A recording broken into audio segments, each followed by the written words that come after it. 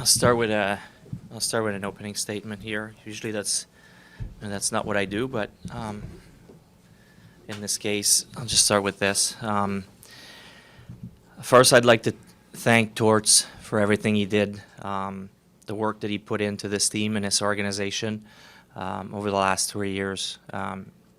Something we want to make sure and address, and really say thanks to him for that. You've seen this team play hard over the years. They've showed they have a no-quit attitude ingrained in them. Torts is a very, very big reasons for that, and that standard that he set back in place over the last 3 seasons. Unfortunately, at this time, I felt it was time to go in a different direction, and that starts tonight. I know we have 9 games left, but they're 9 important games for us. I'm looking forward to evaluating our team and continuing to build this team into the summer. So again, thanks to Torts for what he did for us in the last 3 years. Open up for questions. Danny, can you just take us through the timeline? Why now? I felt it was time, and you're going to ask me, is there one thing that happened? It's not one thing. It's a series of things that have happened, and probably a little bit more in the last 3 weeks that has escalated since probably around the trade deadline, right after that. So, like I said, it's not one thing specific. It's an accumulation that have happened, but probably more often lately. Those comments, obviously, you made on Tuesday after the Maple Leafs game, I'm sure you saw. Did that play any role whatsoever in the decision you made? It's one of the things that have happened along the way. That's not the specific reason, and there's not one specific reason. It's one of the things that have happened along the way. There's been different ones as well. So it's not don't just focus on that. I'm not going to get into the specifics of what we dealt with. That's not fair to Torts. We both have opinions, and it doesn't mean that mine is better than his. I don't want to get into that. But we had just some different opinions on different things. The difference of opinions, was that more about the way things are now or plans for the future? No, we always had them along the way. And look, Torts is a complicated man. He's a complicated coach. He's a blast to work with because he challenges you. I truly believe he made me a better GM. I loved working with him, and I think he loved working with me. He's not a yes man, and he had opinions, and he's earned the right to share his opinion, and we listened to him. But again, myself, Keith Jones, Dan Hilferty, we felt at this time it was time to move in a different direction. A big part of what improved in the team over the last couple of years was the structure.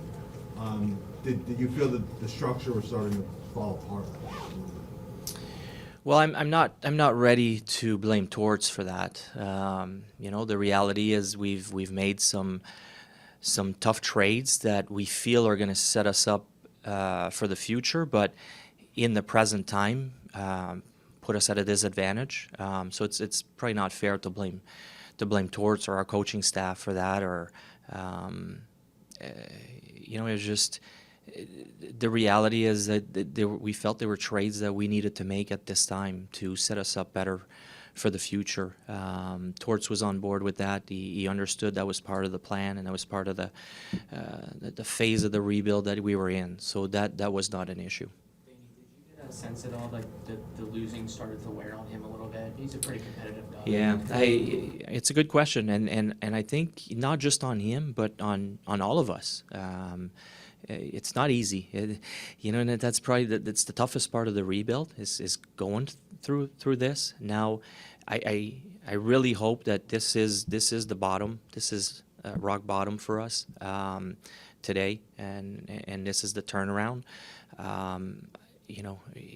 The trades were tough. They were tough to send some good players elsewhere and not really replace them in the trades. There were a lot of call-ups, younger guys, and guys that we want to see. So that makes it tough for the team, makes it tough for the coaches.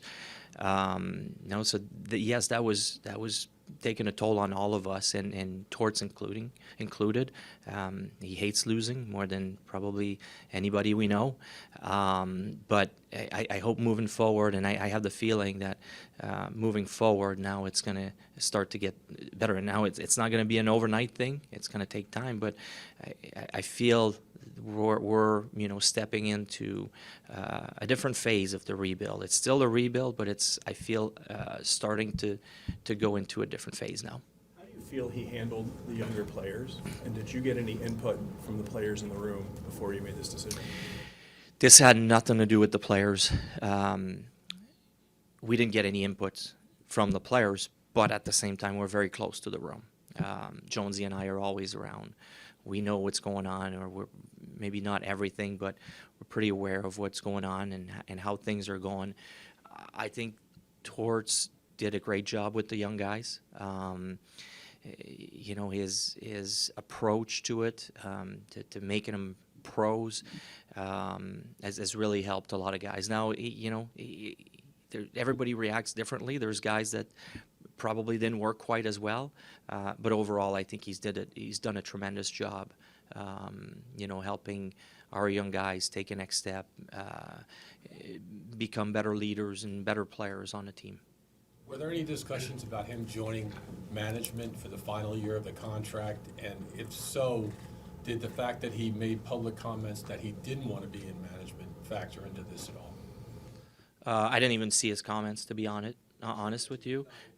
I didn't see the comments, but no, there was no discussion about that. To me, Torts is a coach. That's his strength. I still see the passion.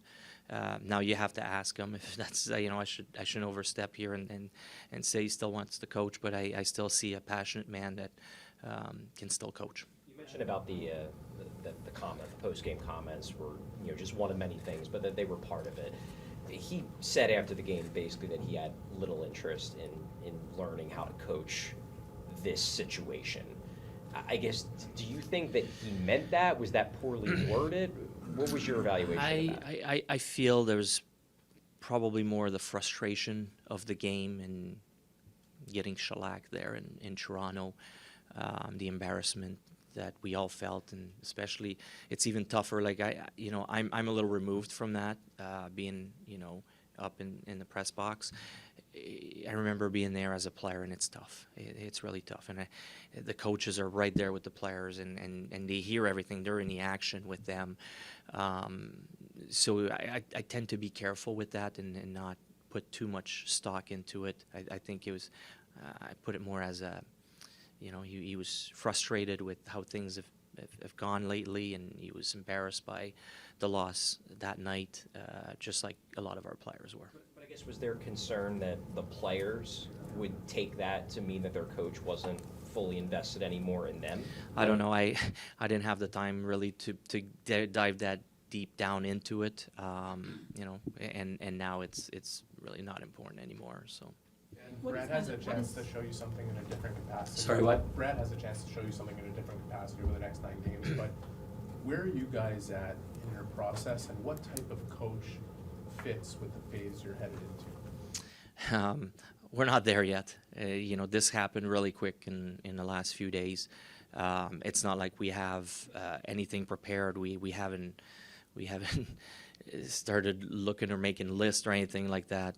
We have bigger things to deal with right now, making sure the mindset's in the right place, helping out Brad and his staff, addressing the team, all these things. The focus has been on the team and on the players. There's 9 games left. We're not going to bring a different coach. Brad is the coach to finish the season. We'll be evaluating him and our coaches the rest of the way. That's going to be part of it. I'm not sure exactly what we're going to be looking for as a coach. One thing I can tell you is we have a young team. A coach that can teach is going to be important to start with. But as far as all the traits, I think it's a little too early to really dive deep into that. What is the message in the last 9 games to the players? So when I addressed the guys this morning, I asked them to stick together. And I told them, I said, if you don't feel like you're up to it and you don't feel like you want to play tonight, think about the guy next to you. He might be up for a contract year. He might be trying to save his job just to finish the year in the NHL. I play for each other, basically, is what the message was for them. That's the expectation, and I feel good about our group. They've never quit. They've always played hard. It's been tough lately, and part of it I'm responsible. With the trades and leaving the team where it's at. But one thing I'm proud of them is how hard and the no quit attitude that our coaching staff have put in place in the last few years.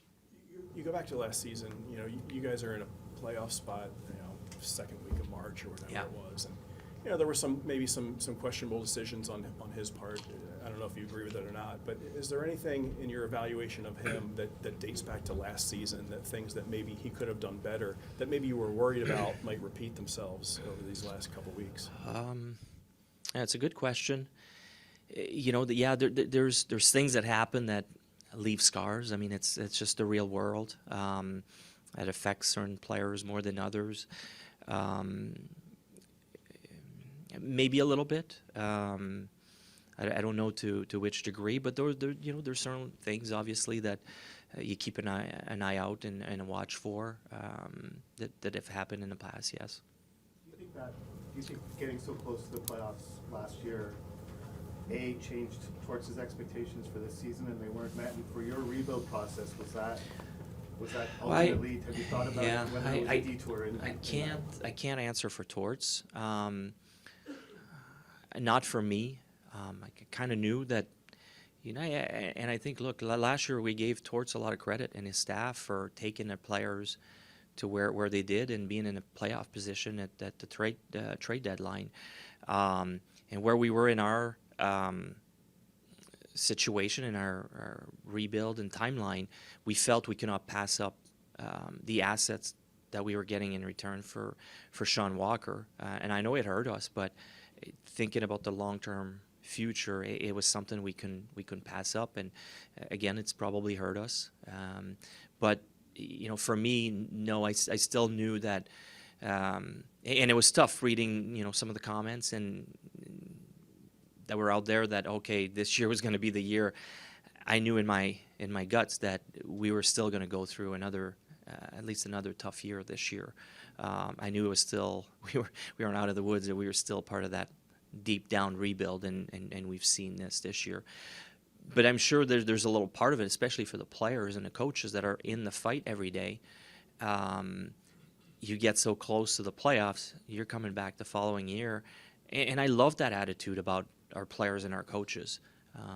But for me, and I think Jonesy as well, I think there's a reality there that we knew that there's a good chance we would take a step back, and unfortunately it happened.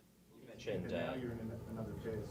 What's that? What makes you think that now you're in another? What has led you to believe that you're entering a new phase of your rebuild? Well, you look at the assets, the players that we've traded. Those were the players that we felt it was time for them to go elsewhere, and we got our assets back. When I look at the team now, I feel good that those are the guys that will help us moving forward. And it's a young team, and it shows at time that the lack of experience, but the excitement of icing a young team and the prospects that are coming makes it very exciting for me. And I'm not saying that next year we'll take a huge step forward. It's going to be small steps. The patience part is the hardest part of a rebuild, but I feel at this time it's rock bottom. If you have a young team, do you need a younger coach? What's that? If you have a young team, do you need a younger coach in your mind? Not necessarily. We're not gonna close off any coaches because of their age. If they're the appropriate coach, we're gonna keep everything open. We don't want to limit ourselves to it, but at the same time, if a young coach fits the bill, then then yeah, we might go for it. It might. Again, it's probably a little too early for me to start diving into that. We haven't made a list of coaches yet, so we'll deal with that in times. Shortly. It's not going to take very long, but as of today, I don't have anything on that. Danny, you mentioned a few minutes ago that this came together pretty quickly over the last couple of days. You also said earlier that this wasn't just one thing, that it was over the course of a few weeks, starting kind of with the trade deadline. Yep. Was making a coaching change a serious consideration for you before these last couple of days, or is that new? No, it's pretty new. I think it really got serious in probably the last few days, I would say. You mentioned before the season you were excited for Matvei Michkov to play under Yeah. John Tortorella. Yeah. How do you feel that went? I think it was a tremendous experience for Matvei to learn from a hard, passionate coach. He coached him hard, and I think he's done a fantastic job. Now, Matvei is one of the most competitive hockey player I've been around, so that fit well too. Not everybody is able to take the hard coaching that John Tortorella put on Matvei. I mean, I've been amazed by how he's responded to it. You've seen him get benched, you've seen him get scratched, and what does he do? He comes back and all he wants to do is stick it back to you or stick it back to Torts. It was really impressive. Every time he was challenged, his competitiveness just rose to the top, and he took over games. So I think it was great. I think Torts did a tremendous job with Matvei. Danny, I'll do two more. John really kind of had a chair at the table in terms of evaluation and kind of being one of the faces of the rebuild. Like, did that make it a little more challenging to Absolutely. We respected Torts a lot. He had a big say. We valued his opinion. Absolutely. And he's earned that. He's been around the game so long. He's been in so many dressing rooms. And when we talked about the culture, I mean, we trusted him, with the culture of the team. And in that regard, I think he's done a fantastic job. So yeah, his opinion was valued. Danny, with Last one. 9 games left, and given all the changes in the roster, how imperative is it for the veteran leaders to really lead by example, to play the right way for the final 9 games? Yeah. Well, one thing I can tell you there is, Torts has a big presence.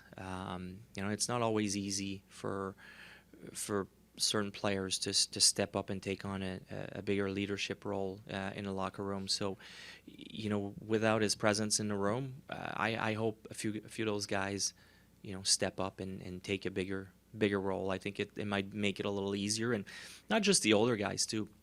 I know there's guys along the way that have probably earned, to the rights to step up and be a little bit more vocal. So I hope we start seeing that now. Thanks, Danny. Thank you, guys.